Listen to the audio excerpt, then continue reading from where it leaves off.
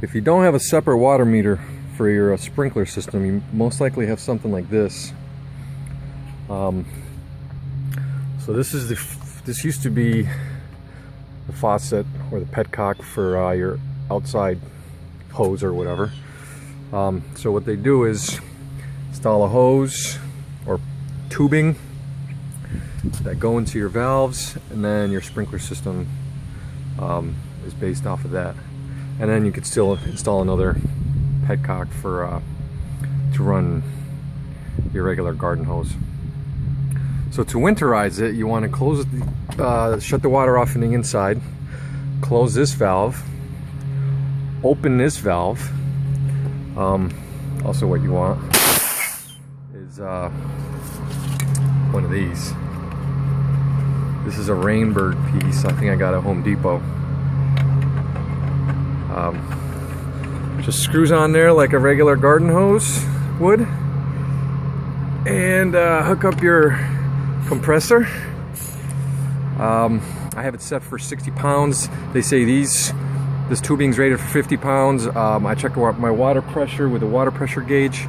It was reading 80 pounds, so I think I'm safe with 60 pounds.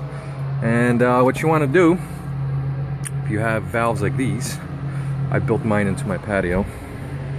Or actually, I put the patio over the sprinkler system. But anyways, you just turn this. You can hear it pop.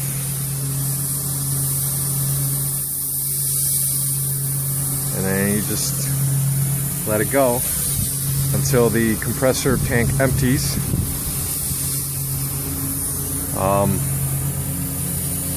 I've already done these twice, so this is the third time around.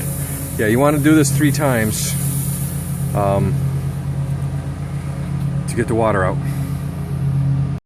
So this was my first time winterizing the sprinkler system, and what I decided to do was purchase one of these water pressure gauges, Rainbird. So this hooks up to your water faucet. You just turn it on and see what the water pressure is. Mine was reading 90 pounds, which is a lot more than I thought it was going to be. But anyway, that gives you an idea of what not to surpass with your compressor. Then the other fitting is for the compressor hose. You screw this on to your water faucet, and then you hook the compressor hose to it. Both of these things I got on Amazon or eBay. I forget where. I think this was like 15 bucks, and this was like 10 bucks. So I'm doing my last zone. I've done all the other zones 3 times already. This is the 3rd time on the last one, so I'm almost done. So again, you just turn it until you hear a pop.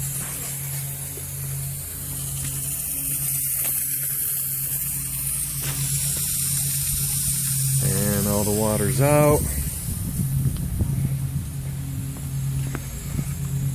So you just screw it back in, and that's it. This is what I'm using for compressor. I did some research before buying this thing on Craigslist, and a lot of people were saying you need over 20 gallons to be a functional compressor to blow out the sprinkler system. So I found this 25 gallon.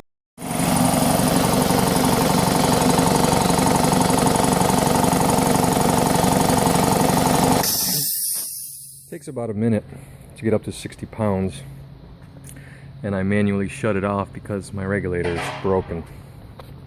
So, and I'm using a 50-foot hose out the window. My compressor is rated for 6.8 standard cubic feet per minute at 90 psi and 8.6 at 40. So at 60 psi, about halves. Add one, yeah, close to 8 cubic feet per minute. I forget what I read online. People are saying you should have for cubic feet per minute rating when you're winterizing, but this one did the job just fine. It filled up the tank to 60 psi in 1 minute. In case somebody out there has a similar setup where they had a sprinkler system installed and then they decided to put a patio in, like me, it's to figure out how to cover the valves, and this is what I decided to do. I think it looks okay. What I did is each one of these pavers, I chiseled out. Well, first I grinded out and then I chiseled it out till it fit perfectly over the valves. I think it looks good.